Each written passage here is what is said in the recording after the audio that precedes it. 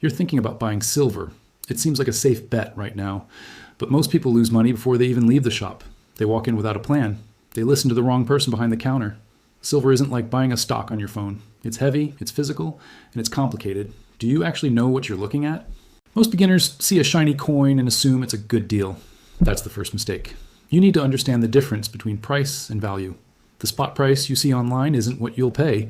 There are markups on everything. Some of those markups are fair, others are basically a scam.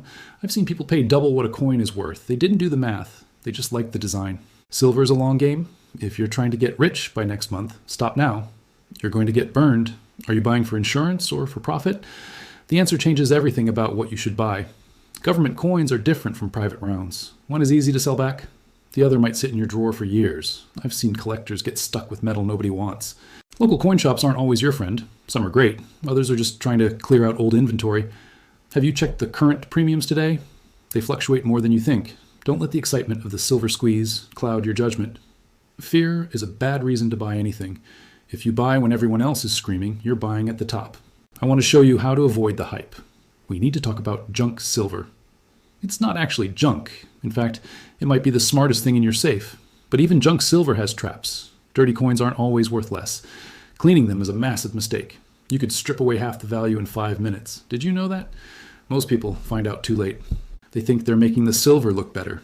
Instead, they're ruining a piece of history. Let's look at the actual weight of what you're holding. A troy ounce isn't a standard ounce. That small difference adds up fast. Are you ready to see where the real traps are hidden? Let's talk about those fancy collector boxes. They look impressive on a shelf, but the plastic and the velvet don't add any value to the metal. You're paying a premium for packaging.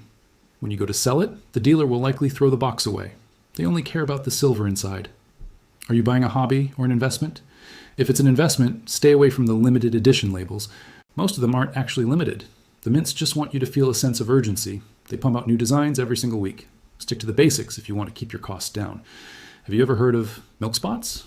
They look like white cloudy stains on the surface. Some collectors hate them. They can make a perfect coin look damaged. But does it change the silver content? Not at all. Yet you'll see people panic and sell at a loss because of a spot.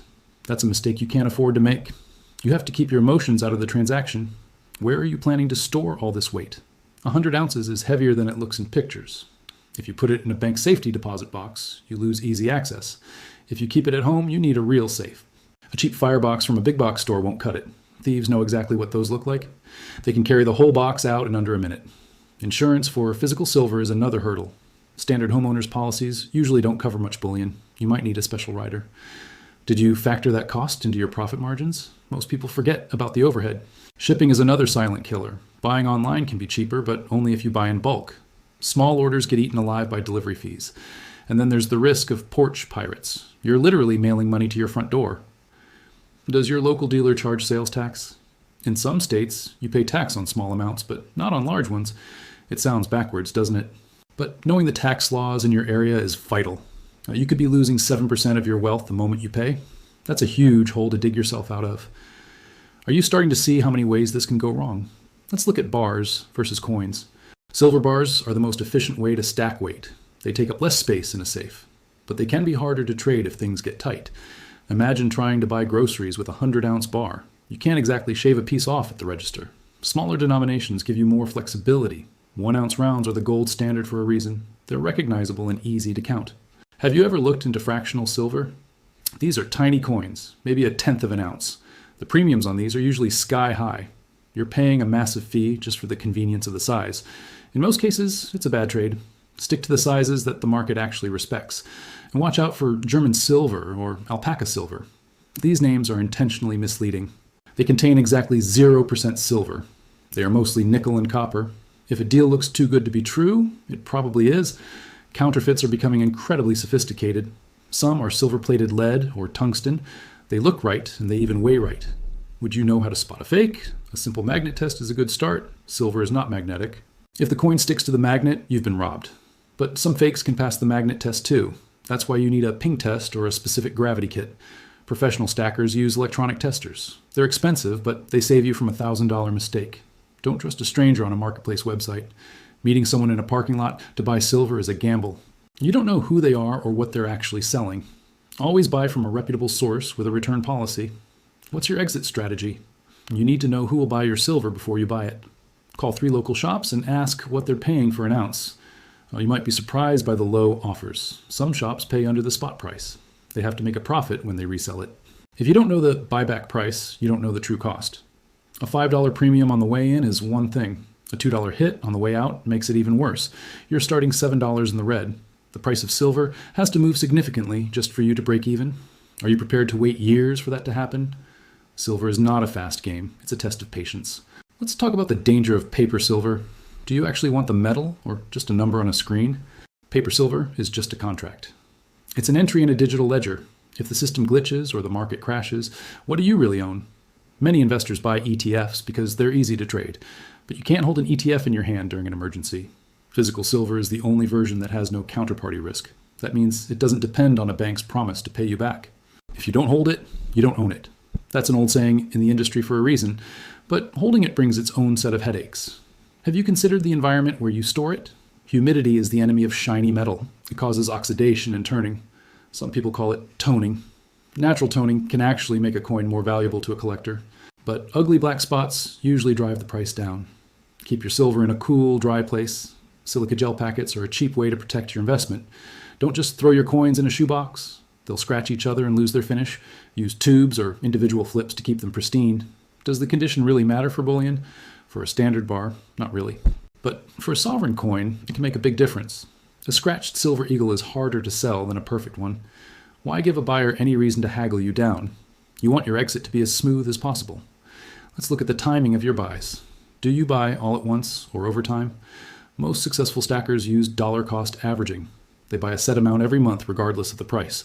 This smooths out the peaks and valleys of the market. If you dump all your cash in on a Monday, the price could drop on Tuesday. Then you're stuck waiting for a recovery just to feel okay again. Slow and steady is how you build a real hoard. Are you watching the gold to silver ratio? It's one of the most important numbers in the precious metals world. It tells you how many ounces of silver it takes to buy 1 ounce of gold. Historically, when the ratio is high, silver is undervalued. That's usually the best time to back up the truck. When the ratio drops, it might be time to trade some silver for gold. It's a cycle that's repeated for decades. Most people ignore this and just buy whenever they feel like it. That's leaving money on the table. Are you paying attention to the industrial demand? Silver isn't just money, it's an industrial metal. It's in your phone, your car, and your solar panels. If the economy slows down, industrial demand can drop. That can pull the price down, even if people are worried about inflation. It's a double-edged sword. You have to watch more than just the news headlines. What happens if the government changes the rules? Governments have a history of interfering with precious metals. In 1933, the US government demanded people turn in their gold. While they haven't done that with silver, it's a reminder of what's possible. They can change the tax laws or reporting requirements at any moment. In the US, selling a large amount of silver can trigger a 1099-B form. The IRS wants their cut of your capital gains. Do you have records of what you paid for every ounce? If you can't prove your basis, they might tax you on the full sale price. Keeping a detailed spreadsheet is just as important as the silver itself. Don't assume you can stay under the radar forever. Large cash transactions at coin shops are also monitored. Anything over $10,000 triggers a federal report. Even smaller, frequent transactions can be flagged as structuring. It's a legal headache you don't want. Are you buying silver to hide money? That's a dangerous game that usually ends badly. Use silver as a legitimate part of a balanced portfolio. It should be your break glass in case of emergency fund. But don't make it your only fund. I've seen people put their entire life savings into silver bars. Then their car breaks down and they have to sell at a loss to pay the mechanic. Silver is a liquid compared to cash in a bank account. It takes time to find a buyer and get a fair price. You should always have a cash cushion before you buy your first ounce. How much of your net worth should be in silver? Most experts suggest 5 to 10%. Anything more than that is a massive gamble on a single commodity. Silver is notoriously volatile. It can jump 10% in a week and give it all back by Friday. Can you handle seeing your net worth swing like that? If you have a weak stomach, silver will keep you awake at night. Let's talk about the pumpers on social media. You've seen the videos promising silver will hit $500. They use fear and conspiracy theories to get views. Usually, they are sponsored by a company selling overpriced coins. They want you to feel like the world is ending tomorrow. If the world actually ends, nobody's going to trade their food for a silver coin. In a true collapse, lead and brass are more valuable than silver. Silver is for the recovery, not the apocalypse. It's a way to move wealth from one stable system to the next. Don't buy into the end of the world marketing. Buy because the math makes sense for your future. Have you looked at the premiums on proof coins? These are the extra shiny ones, made specifically for collectors. They come in fancy plastic slabs with a grade on them. A PR70 is supposedly a perfect coin, but to a bullion dealer, it's often just an ounce of silver. The numismatic value can vanish during a market downturn. Collectors stop buying when the economy gets tough. That's when those expensive graded coins crash the hardest. Are you ready to see how to actually buy your first ounce? So, you've decided to move forward. First, check the spot price on a neutral website.